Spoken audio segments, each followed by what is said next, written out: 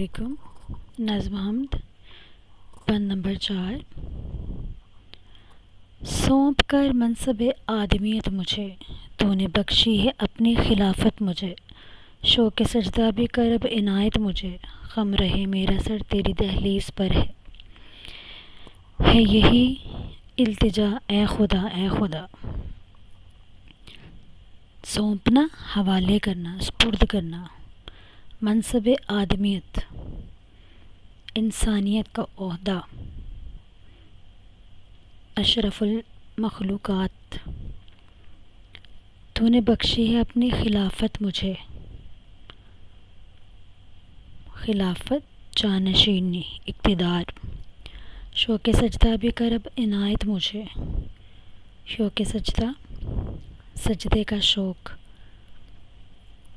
Grammar کی روح سے مرکب اضافی۔ عنایت، عطا۔ آدمیت، خلافت، عنایت ہم آواز الفاظ گرامر کی روح سے کافیہ ہیں۔ خم رہے سر میرا، خم رہے میرا سر تیری دہلیز پر۔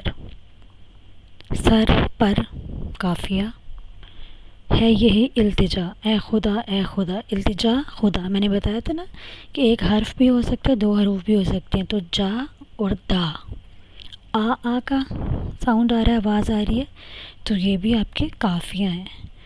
اور مجھے لکھنے میں ایک جیسے ہیں، بولنے میں ایک جیسے ہیں، پڑھنے میں ایک جیسے ہیں، تو یہ ردیف ہیں اور کافیہ کے بعد آئے ہیں، ٹھیک ہے۔ مفہوم دیکھیے گا۔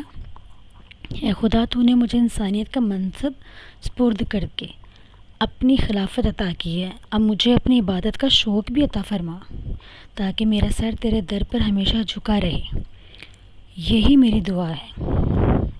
تشریح ہے، مظفر وارثی کا شمار موجودہ صدی کے معروف شعراء میں ہوتا ہے جنہیں ادب میں منفرد مقام حاصل ہے۔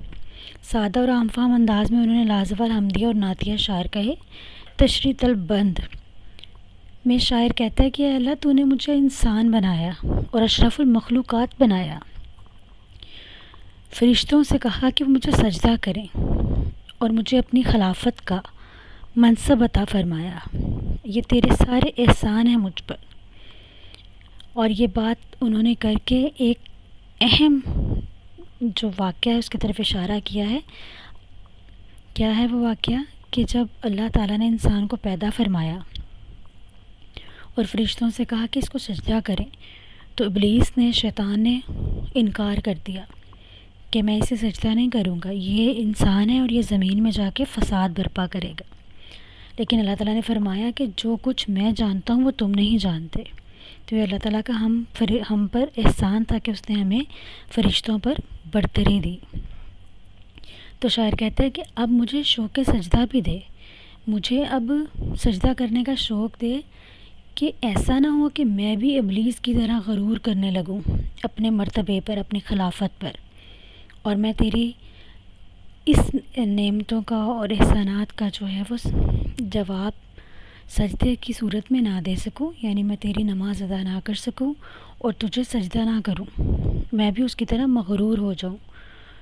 تو مجھ پر عنایت کر، مجھ پر رحم کر، مجھے عطا فرما وہ شوق کہ جو سجدے کی طرف لے جائے، اور میرا سر خم رہے، خم جھکا ہوا، اور میرا سر جو ہے وہ ہر وقت سجدے میں رہے، کہ کوئی مشکل مجھ پر آئے، کوئی پریشانی آئے، کوئی خوشی آئے، کوئی غم آئے، مجھے صرف تو ہی یاد آئے تیری دہلیز پر، اور تیری ہی دہلیز، تیرا ہی در ہمیشہ میرے لیے اہم ہو، میں کسی بھی صورت میں تجھے نہ چھوڑوں اور تیرا در پر سجدہ کرنا نہ چھوڑوں۔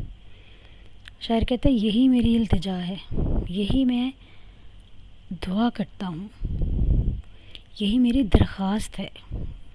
کیا؟ کہ یا اللہ، میں جب مروں تب بھی میرا سر تیرے در پر ہی ہو، میں ہمیشہ اس عاجزی اور انکساری کی زندگی گزاروں گا، میں کبھی بھی ویسا غرور نہیں کروں گا جو ابلیس نے کیا تھا۔ بقول شاعر، دائم پڑا تیرے در پر نہیں ہوں میں، خاک ایسی زندگی کے پتھر نہیں ہوں میں،